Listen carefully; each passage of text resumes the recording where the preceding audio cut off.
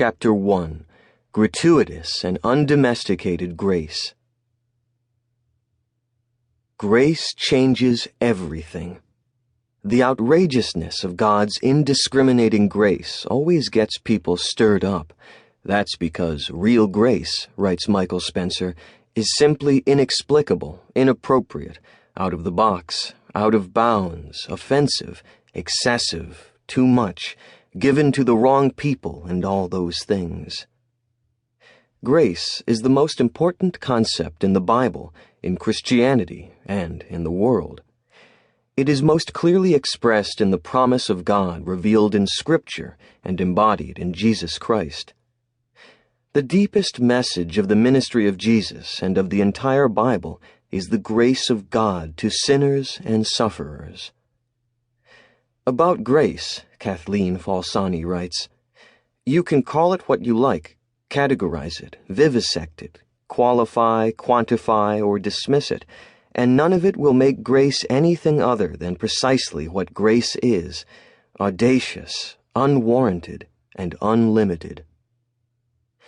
In English, the word grace has to do with charm, elegance, beauty, or attractiveness. The word grace as used in the Bible has very little to do with what is commonly understood by the English word. In fact, Scripture tells us that grace isn't a personal virtue at all. Rather, it is undeserved favor lavished on an inferior by a superior. Grace is the unmerited favor or a kindly disposition that leads to acts of kindness.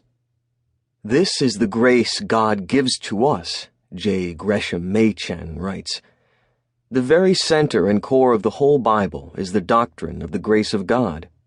The grace of God which depends not one whit upon anything that is in man, but is absolutely undeserved, resistless, and sovereign.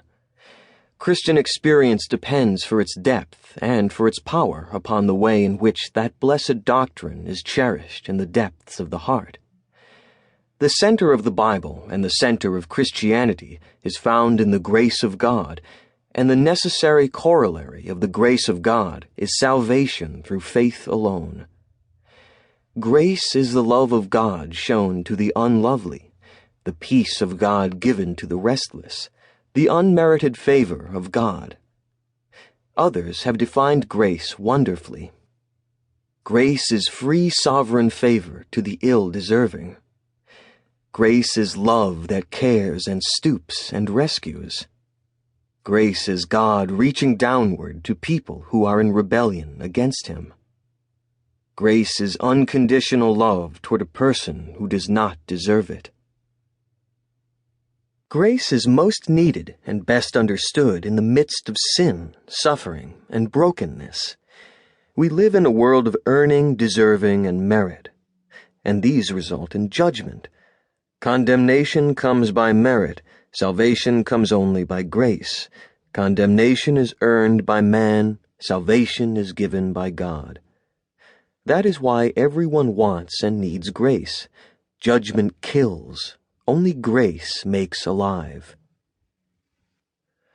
The shorthand for grace is mercy, not merit.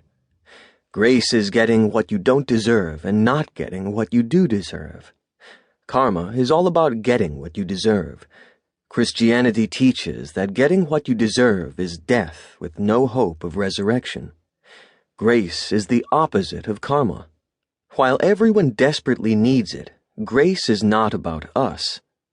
Grace is fundamentally a word about God, His uncoerced initiative and pervasive, extravagant demonstrations of care and favor. Michael Horton writes, "In grace, God gives nothing less than Himself.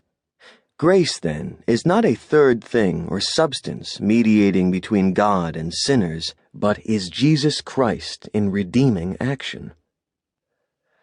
Grace is as complete as God Himself and expresses the quality of His own character. Carroll explains, "Grace is the very essence of the being of God. God Himself is in it. He reveals His very essence."